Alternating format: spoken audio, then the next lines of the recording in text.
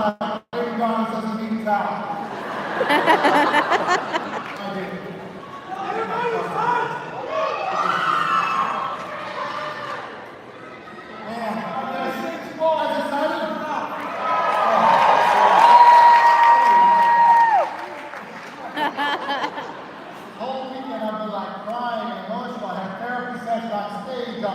Dreaming about the Olympics and now doing push-ups. I'm like, that's a workout. Life is a workout. Most people are physically, emotionally, and spiritually unfit. I'm on track, doesn't mean I'm on just getting into this kind of space and learning how to love things. Since then, you just exploded online, obviously all around the world. People love your mindset, your mission, your attitude towards life. And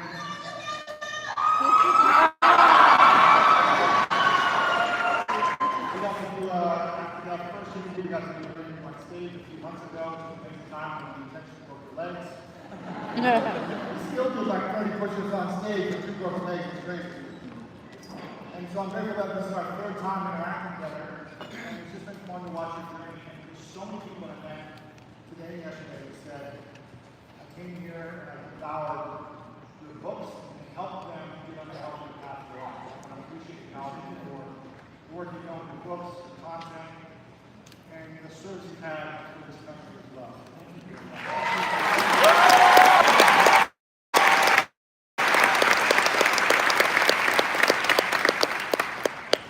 Thank you very much.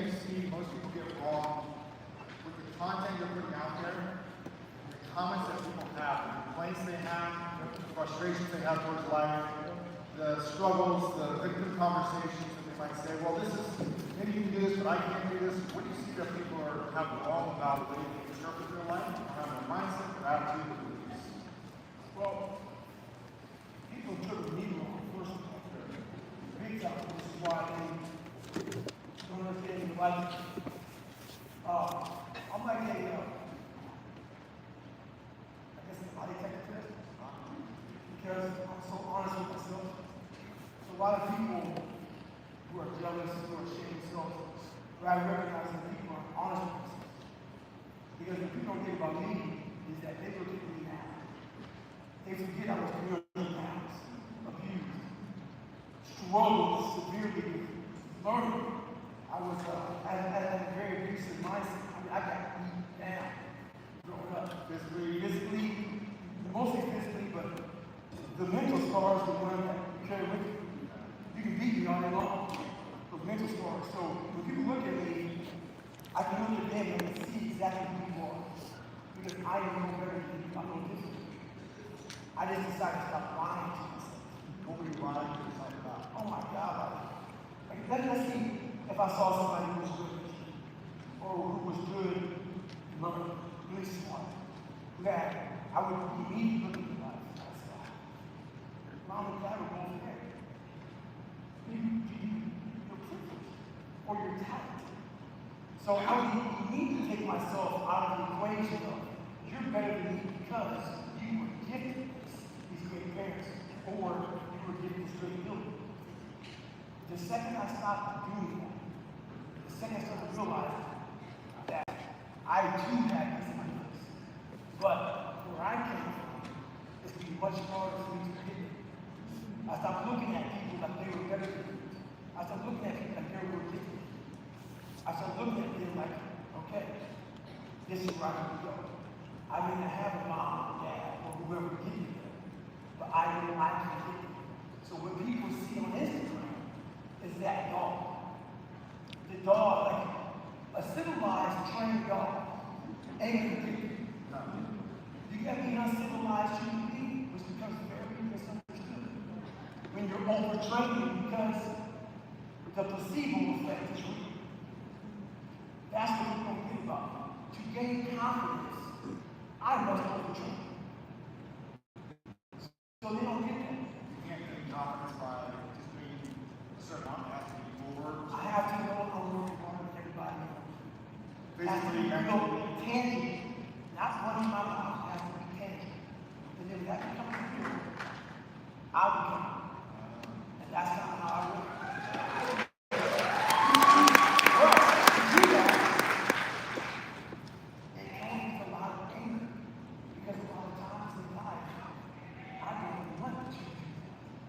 Like I was talking to Andrew you because I'm all stick, no care. Yeah. But at the end of the day, what happens is I don't care about the kid. All I really care about was this. Can I go through this journey knowing that there is nothing I can do but this? And that's all I ever care about. If you don't, let's say you have a goal or an intention to create something, even though it's not care or chasing, right? You're like workers who need here, what you're essentially working on. Right. If you set an intention to accomplish a goal, it doesn't happen. You spend 2 to 4 years dedicating yourself to learning something that you never learned, to doing something that's hard that you've never done, mentally, physically, spiritually, and it doesn't work out. Things fall apart, you don't accomplish the thing, whatever it is. How does that make you feel? First of all, that's the story of my life. That's not so, that's the story of my life. There would be no thing that God was out. Really? I never passed anything for a second. Never. I'm not like first time every time God. I'm like the 10th time. Maybe 13th time God. But that said, it never bothered me. Again, when I was younger, and I was ignorant now. I was very ignorant when I was young. And I would always say, man, why can't I do this? But then I realized I keep failing at things because I'm shooting higher than everybody in the world.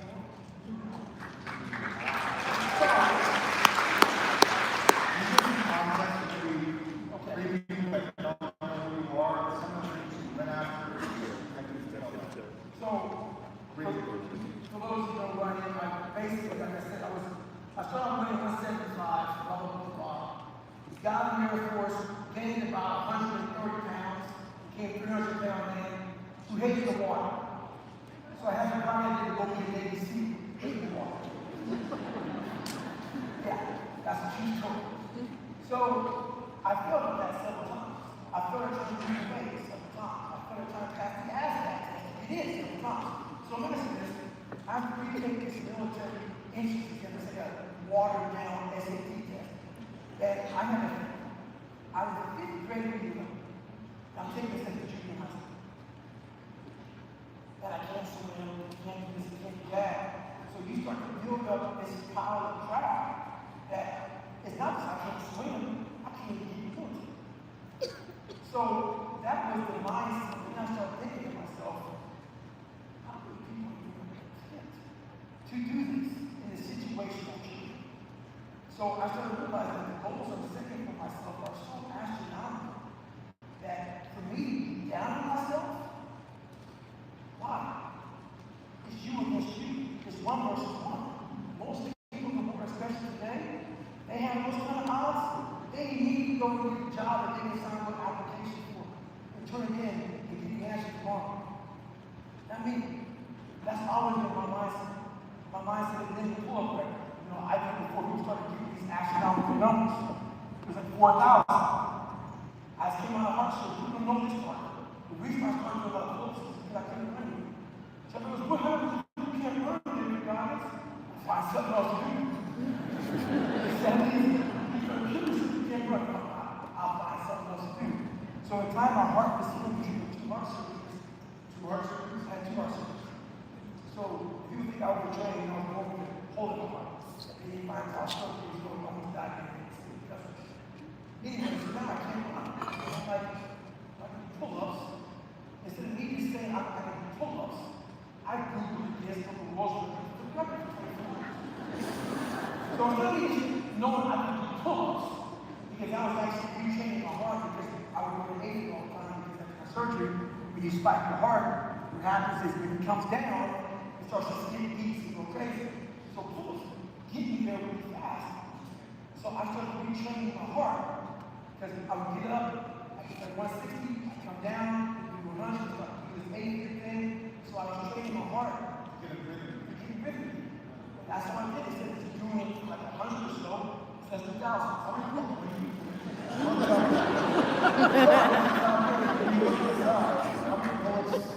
It was more than how many did you do like? I was doing like, I was never really well done. I was doing like, you know, in a workout, I would do like 50 or 60, not at one time, in a workout. So like, you know, 10, How many people can do 50 pull-ups?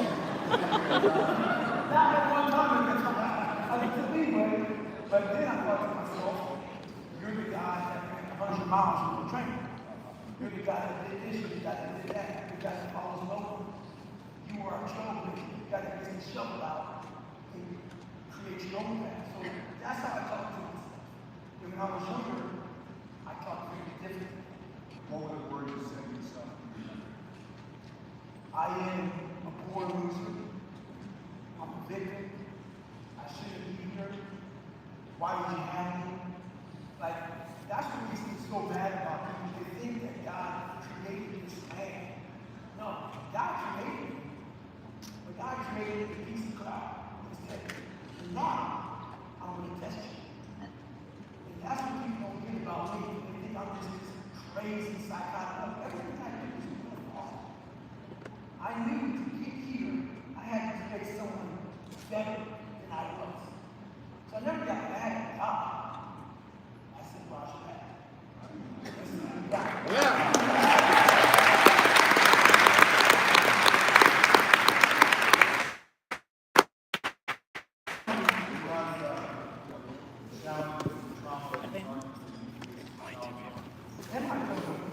And adulthood. Roger that. Did you believe God? Always. That's what they had.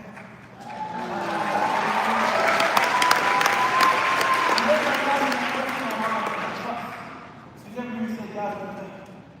Cuss words are cuss words, man. Cuss words are not expressive. Cuss words are what life can put with. I refuse, I said, I'll talk to you. I refuse to tell people a lie. And how I felt, I'm going to take you back there with me. I'm going to take you down to the deep end, brother. The deep end ain't got, oh, it was hard. Because, boy, those victims with the belt buckle really hurt bad. Those people come in the air where it really hurt my feelings. No, there's a bunch of MS, Fs, and all kind of stuff that was in me. So that's what we do now, is we try to put this cover over life. And we were, oh, I don't know, no, I wish you didn't cuss so much because I would like my teenagers to follow you. Your teenagers were more customers than I do. And that's the funny thing. What's the message like? So your teenager's going to live in a world that doesn't cuss, that doesn't whip his ass, or whip her ass? No. You're going to, I'm going to educate you about the real world. No, not everybody's like that, right? But you better have some dog and some fight and some savagery. Yeah.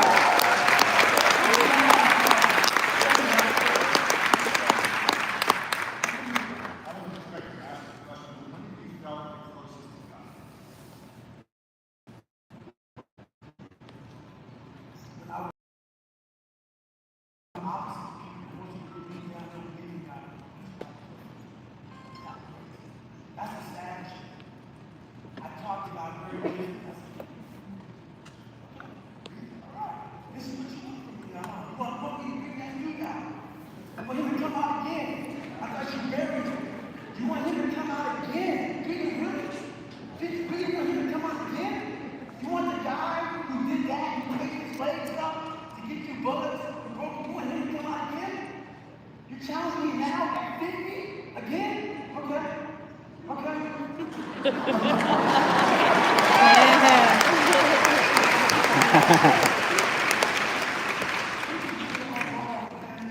You're being tested.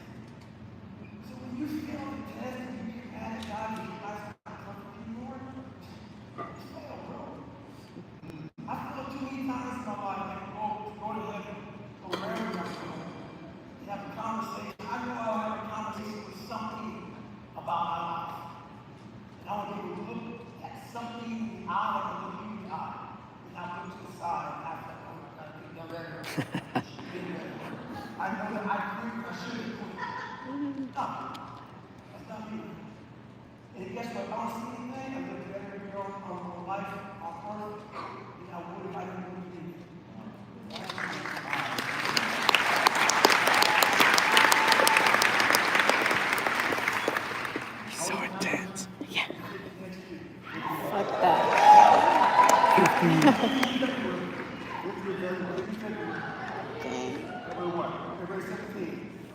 I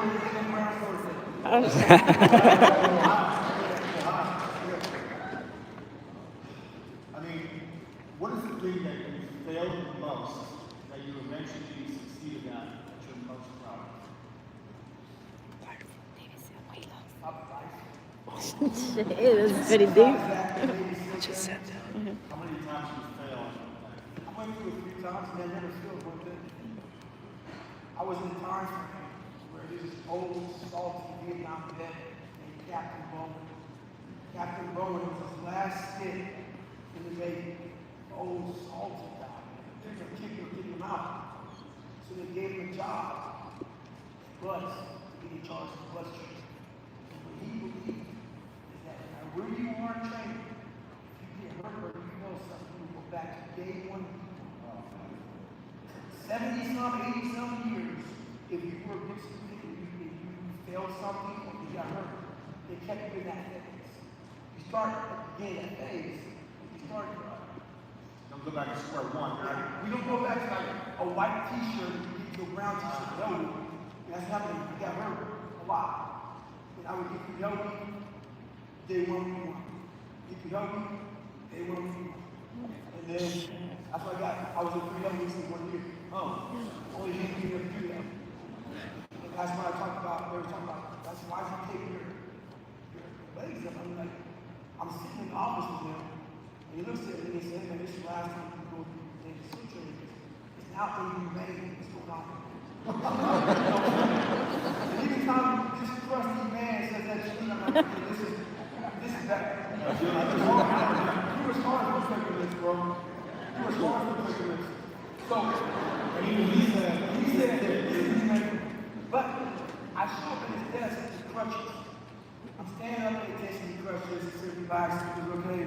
You get injuries there. I'll give you a couple classes to heal. You're starting. This is in 231. I started back in 235. It gave me several months to heal. last 231. That's where I started 230, then 231, and then I graduated 235. So when I was standing there, he said, "Okay," I said, "You got stress fractures on both legs." I said, "Yeah, you told me you have it." It was astronomical. You're all up and down the street. And he goes, "I'll give you a few classes." I need like a few years. Right. I started day one, I had to take my legs off because I really had like, they were too broken. So that's when I started realizing that he was mine.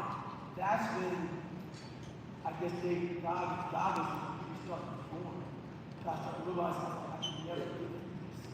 Because every day I would take him up at 4 o'clock in the morning, the first 45 minutes, pain was so freaking agonizing that literally I'm running on the beach, I just want to cry. And then 45 minutes later, they went away. Really? Why would it go away? Probably because there's no blood or nothing. So I did that. But in the third phase, I got the third phase, my waist was pretty much healed for some reason. You had it again. You got stress fractures. Wow. You got stress fractures, run on. I mean, we kind of joke about that, but I broke my wrist in one game. I played the rest of the season. And at the end of the year, we were like, probably should have gotten surgery back then because now we call this plumbing, right? So then I had the surgery. It was like more pain, trauma afterwards. I had to get injured and have whatever. I broke 3 ribs once, and came back together, and broke it again. Played through it the second time. Probably was more trauma that happened from that. For maybe the moms, my mom never wanted me to play football, she didn't want me to get injured. My mom's there, right? I got injured a lot, but I love the game. Right? What do you say to moms? You say, just push through the stretch factors, just tell your 18-year-old son to just, look it on, just live around, keep playing, keep running.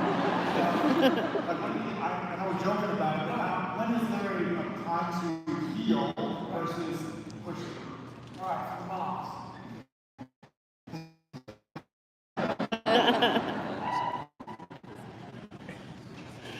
How many moms do you got?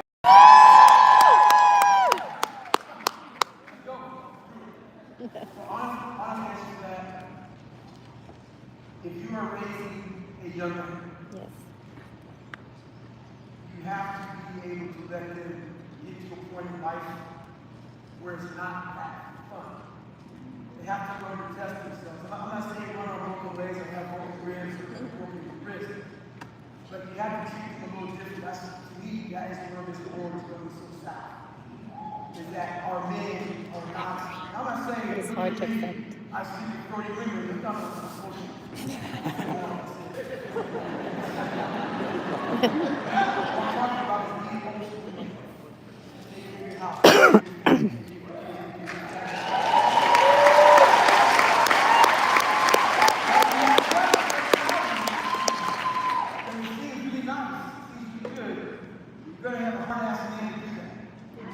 Come home, when he's tired, and say, hey, honey, you're not working, I got my second job coming up.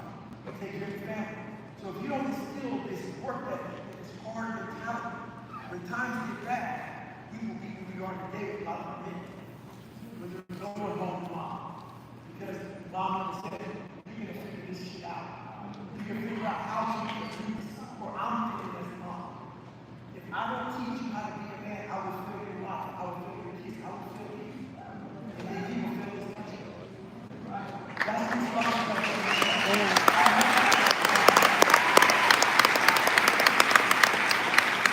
I'm not going to make all my kids because I got to know that the hardest thing in my life is men to man up. The hardest thing in the world. I told you something I'm on stage to you right now.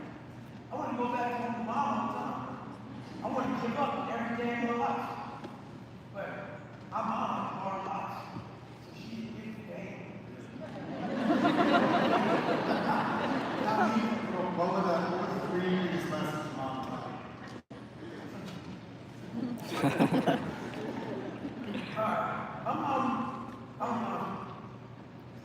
I'm on working 3 jobs. I started getting pulled down to here back here.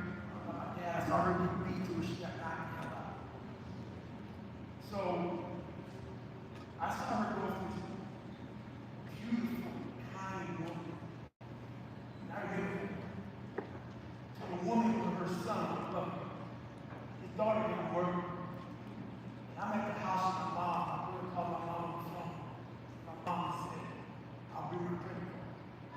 This is my brother and money. I get the car, drive from Nashville to the city, to Indianapolis, Indiana. 5.5, 6 hours. She cried. She said, nothing. Just come over and down. That's who she became. And I was with her that whole time. She was going that. So she really, out of her mouth, evil. She showed me that this is life. And if you don't make it better. So no words. Words were never spoken in that house. She was dealing with trauma. Which is why the trauma I was dealing with, I dealt with God. One person I talked to said, oh my God, you don't have God, don't know anything about me. Did you hear my mouth? You hear my mouth, so I know God. That's the only conversation I had. So I don't know my stuff from watching a woman work 3 jobs because she had to. Go to school at 36 because she had to. I saw a woman come home very frustrated, very mad at me because the house wasn't clean. And I learned by the numbers at a young age that you must support those people who are putting food on the table. Who are going through these things. So I've learned by watching and paying attention that this is life. This can be life. If you don't figure out how to be hard and be tough and how to be resilient and learn how to respect yourself in those things, situations, and management, you will end up a shell of what you are.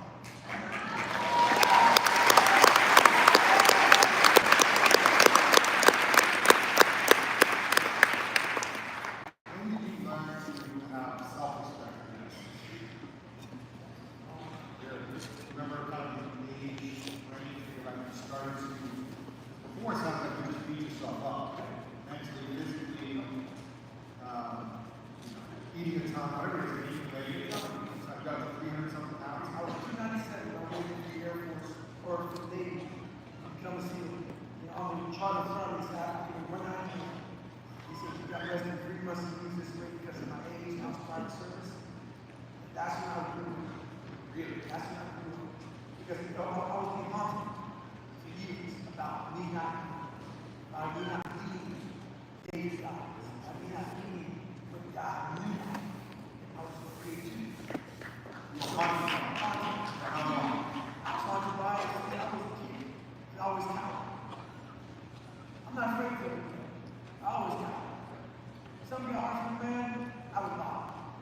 inside the world. I lied and copied and whatever I can think these straight out of my sleep. That's what you're cutting me now. That story, I don't care. I don't care, bro. And honestly, niggas cares about you. He wants to be who are you? You can't just go with that. So right there at 24, I desisted. And it was you continue being scared of life. You continue living in this small box. The what I can do is nothing. I can make a minimum wage, be a security guard, walk around, scan my little damn log at 11 o'clock at night on all these little doors in the hospital. I can continue doing that. I can live a life. Or you can wait and everything on yourself that God is you. And you can use this with it. And you can go ahead and stop being afraid of water, stop being afraid of stuff, stop being afraid of food, stop being afraid of sacrifice, stop being afraid of committing to yourself. Dedication, desire, will. That's the problem. But it wasn't like one day. So how long did it take you to build that self-respect? It took probably, we're talking about 30 years. 24 to 30? It's about 20. Because from 20 to 24, that voice got louder and louder and louder. I could not take it. Do something with your life. Do something better. But once we do, I kept that voice on. It wasn't going to shut it off. And once you numb that voice, you become exactly who you have to be. And there's no question you could. So there's a lot of people